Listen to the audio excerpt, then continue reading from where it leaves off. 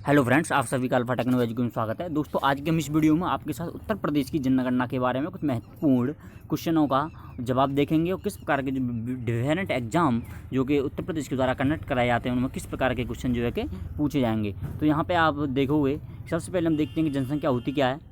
कि प्रत्येक 10 साल में जितनी भी जनसंख्या बढ़ जाती है किसी भी प्रदेश की, तो उसको हम जनगणना कहा जाता है। उसकी काउंटिंग के लिए कितनी जनसंख्या बढ़ गई है उसी को हम जनगणना कहते हैं। ये प्रत्येक 10 साल में कराई जाती है। लेकिन भारत के संविधान के अनुसार जनगणना कराने का दायित्व आपका जो है कि संघ राज्य को दिया गया है। संघ यानी कि यूनियन गवर्नमेंट यानी कि केंद्र सरकार को दिया जाता है। तो दोस्तों आगे देखते हैं। तो हमारे भारत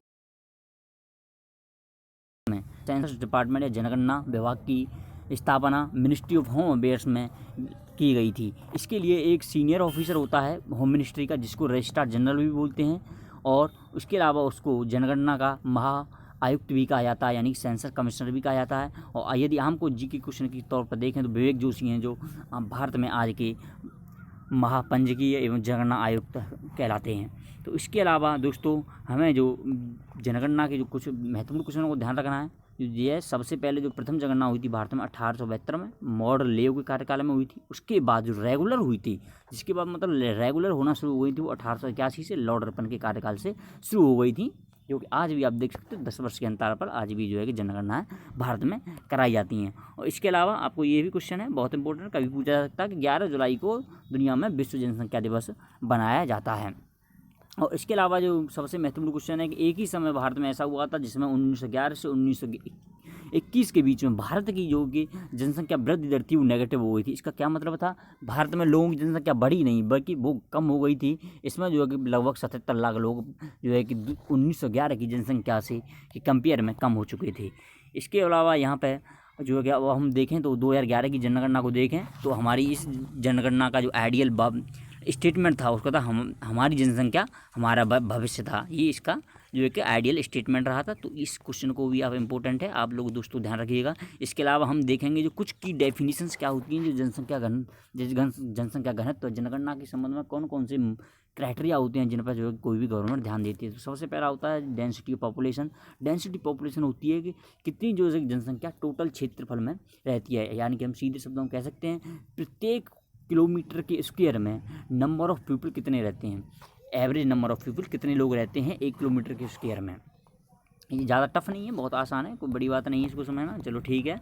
इसके बाद बर्थ रेट दोस्तों, इसमें देखो आप देख सकते हो कि बर्थ रेट में हम पर 100 क्यों नहीं लेते, कि इसमें इम्पोर्टेंट ये है कि पर 1000 लेते हैं, क्योंकि आप देखोगे पर 100 पे देखोगे तो ज़्यादा जो है कि बर्थ नहीं होती है। इसको डाटा को हम पॉइंट में तो नहीं लिख सकते, इसलिए बर्थ रेट को हमेशा हम 1000 पीपल पर रहते हैं, जिससे कि बर्थ रेट में लगभग 20, 40, 50 कुछ बच्चे आ सकें। इसलिए ये हमारी जो बर्थ रेट होती है वो पर 1000 पीपल पर ली जाती है। इसी प्रकार से हम मृत्यु दर को भी लेते हैं, जो प्रत्येक वर्ष में 100 व्यक्तियों में मरने वाले की संख्या को मृत्यु दर कहा जाता है।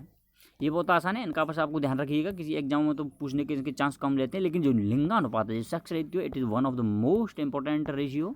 ये कहीं भी पूछा जा सकता है। इसमें क्या होता है, स्त्रियों की संख्या अपॉन पुरुषों की संख्या इंटू 1000। ये भी देखो 1000 पर कैलकुलेट किया जाता है। जैसा कि उत्तर प्रदेश में इस टाइम आपका जो है लिंगानुपात है 920 के आसपास है, जैसा कि हम इन सारी चीज़ों को नीचे देखेंगे। लेकिन आप यहाँ भी ये एक सबसे इम्पोर्टेंट ये भी है शिशु लिंगानुपात। इसमें शिशु लिंगानुपात क्या है, इसमें जो है 0 से 6 है आयु वर्ग के 1000 बच्चों की तुलना में, यदि कि 0 से 6 1000 बच्चों में कितने बच्चे आपकी बालिकाएँ हैं और उतने ही कितने बच्चे आपके बालकों की संख्या, उसको हम यदि 1000 पर निकाल लेंगे तो आपका शिशु लिंगानुपात यहाँ पे हो जाएगा। चलिए दोस्तों आगे चलते हैं। इसी प्रकार से इसी प्रकार लिटरेसी रेट है। लिटरेसी रेट निकालने को आपको जा सकते हैं, जो कोई भी व्यक्ति किसी भाषा को समझ सकता है उसी को हम साक्षर कहलाते हैं। और 7 वर्ष और उससे अधिक वाली कुछ संख्या में साक्षरों की प्रतिशत की जनसंख्या को साक्षरता दर कहा जाता है। तो साक्षरता दर निकालने के लिए साक्षरता की संख्या कितनी है, 7+ आयु वाली जनसंख्या इंटू 100, इस प्रकार से हमको साक्षरता दर निकाली जाती है। तो चलिए दोस्तों अब यहाँ पर आता है ये decadal growth rate. Decadal growth का मतलब प्रत्येक 10 साल में कितने परसेंटेज की वृद्धि हुई। देखो आप देखिए वर्तमान जनसंख्या पूर्व जनसंख्या, यानी कि वर्तमान जनसंख्या जैसे कि 2021 में क्या जनसंख्या आएगी, ये वो आपकी हो जाएगी 2011 की जनसंख्या।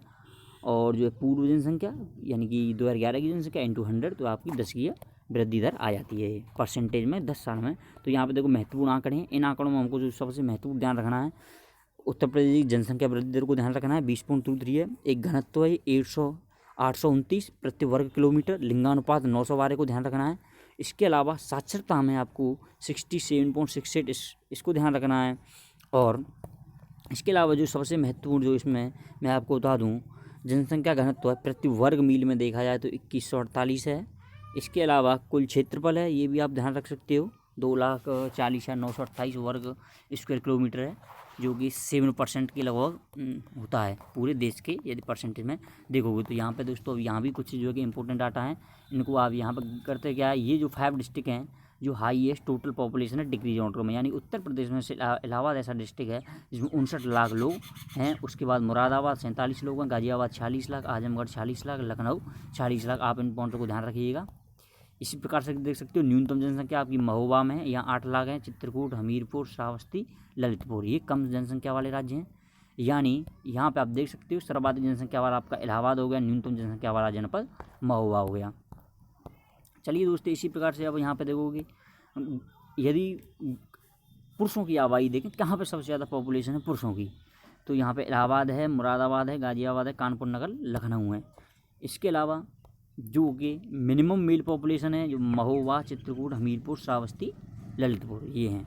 तो आप इन पॉइंटों को आप ध्यान रखिएगा। इसमें कुछ ज़्यादा बताने योग्य कुछ है नहीं, आप इस PDF में भी देख सकते हो। आप हमारे टेलीग्राम से इस PDF को ले लीजिएगा और इन पॉइंट्सों को आप लोगों के ध्यान रखिएगा।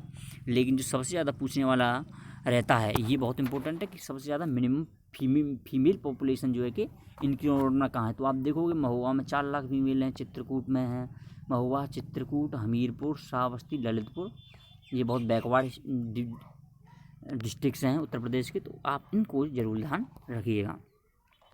इसके अलावा हमको परसेंटेज रेट का देखें तो बहुत ज़्यादा 10 की वृद्धि दर है। आप देखोगे 25.8 तक रही है, और जो सबसे कम रही थी वो 16.60 रही थी 1951 से 61 के दौरान। ये इंपॉर्टेंट डाटा है, इसको ज़रूर ध्यान रखिएगा। इसके अलावा यहाँ भी देखो डिकेडल ग्रोथ है कि एक कितनी जो है कि डिकेडल ग्रोथ हर डिस्ट्रिक्ट की कितनी है। आप देखो गौतम बुद्ध नगर की 50% के आसपास जो कि डिकेडल ग्रोथ है, यानी एक ही 10 साल के अंदर यहाँ पर 50% लोग जो कि बढ़ जाते हैं। उसके बाद गाजियाबाद है, आपकी श्रावस्ती है, बहराइच है, बलरामपुर है। तो ये दोस्तों आपको ध्यान करने के लिए चीज़ें हैं, आप इन सभी को याद कर लीजिएगा। इसके अलावा जो महत्वपूर्ण क्वेश्चन है मैं आपको वही आपके साथ बताने जा रहा हूँ। जनसंख्या घनत्व 829 है, जबकि राष्ट्रीय औसत है आपका 382 है, 382 है, जो कि 447 यूपी का ज़्यादा हो गया। आपको याद रखिए, यानी कि यदि नेशनल एवरेज देखोगे तो नेशनल एवरेज जो कि हमारा 382 लोग रहते हैं पर स्क्वायर किलोमीटर में, जबकि उत्तर प्रदेश में 829 रहते हैं। तो ये दोनों डाटा बहुत इंपॉर्टेंट है, इनको ज़रूर याद रखिएगा। इसके अलावा दोस्तों मैं आपको देखूँ जनसंख्या घनत्व वाले, देखो जनसंख्या घनत्व वाले जो सबसे कम जनसंख्या घनत्व देखो यहाँ पे देख सकते हो, ललितपुर है, सोनभद्र में 270 है, हमीरपुर है, महोबा है, चित्रकूट है, क्योंकि ये पठारी क्षेत्र है तो यहाँ पर लोग जो है कि कम रहते हैं। चलिए तो दोस्तों आगे हम देखते चलते हैं इसी प्रकार से कुछ क्वेश्चनों को, और आप इन सबको याद कर लीजिएगा। ये बार बार प्रैक्टिस से ही आपको याद करने पर हो पाएंगे, नहीं तो बहुत मुश्किल हो जाएगा आपको दोस्तों इन चीज़ों को याद रख पाना इसमें। और जो भी तो इस प्रकार से दोस्तों हम देख सकते हैं यहाँ पर ये उत्तर प्रदेश की जनसंख्या से रिलेटेड कुछ महत्वपूर्ण आस्पेक्ट थे। तो दोस्तों इस प्रकार से आज की हमारी वीडियो ख़त्म हो जाती है। यदि आपको हमारा वीडियो पसंद आया तो इसको लाइक कर सकते हैं, और यदि आपको दोस्तों इसकी PDF चाहिए हुआ था तो आप हमारा टेलीग्राम की लिंक हमारे डिस्क्रिप्शन बॉक्स में दी हुई है, उस पर आप हमारे टेलीग्राम चैनल पर ज्वाइन करके आप इसका PDF ही ले सकते हैं। धन्यवाद दोस्तों।